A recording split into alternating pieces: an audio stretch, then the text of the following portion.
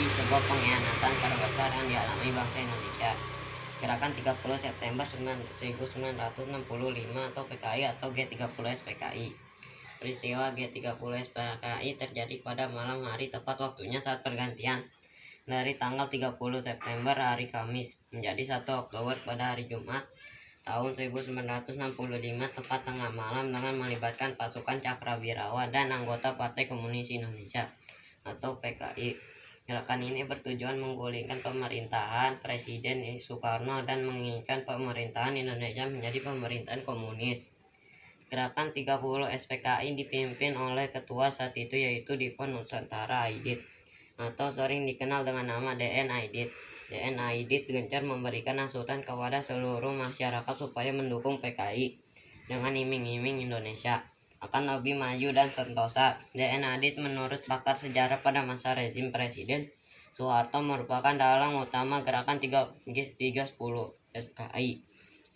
Gerakan 30 SPKI bergerak atas satu komando yang dipimpin oleh Komandan Batalion 1 Cakrawirawa Letnan Kolonel Untung Syamsuri. Gerakan ini dimulai dari Jakarta dan Yogyakarta. Gerakan ini mengincar Dewan Jenderal dan perwira tinggi.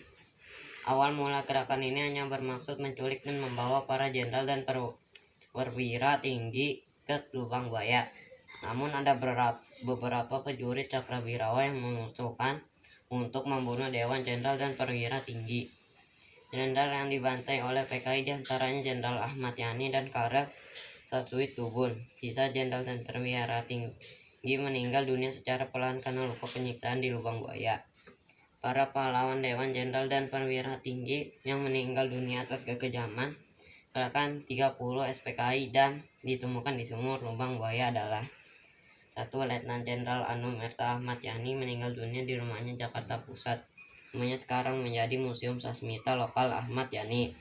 2. Mayor Jenderal Mas Tirto Darmo Haryono. 3. Mayor Jenderal Raden Suwerprapto. 4. Brigadir Jenderal Donald Icap Panjaitan. 5. Mayor Jenderal Siswondo Parman. 6. Brigadir Polisi Ketua Karel Satsuit Tubun meninggal dunia di rumahnya. 7. Brigadir Jenderal Sutoyo Siswo Diharjo. 8. Kolonel Katamso Darmo Kusumo, korban G30 SPKI di Yogyakarta. 9. Letnan Kolonel Sugiono Mangun Wiyoto, korban G30 SPKI di Yogyakarta.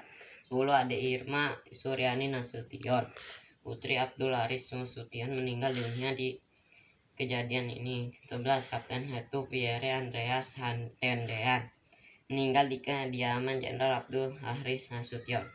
Atas kejadian yang membuat luka bangsa Indonesia, rakyat menuntut pada Presiden Soekarno supaya membubarkan Partai Komunis Indonesia atau PKI. Dengan rasa terpaksa, akhirnya Partai PKI yang menjadi kekuatan bagi Presiden Soekarno dalam aksi yang Malaysia dibubarkan.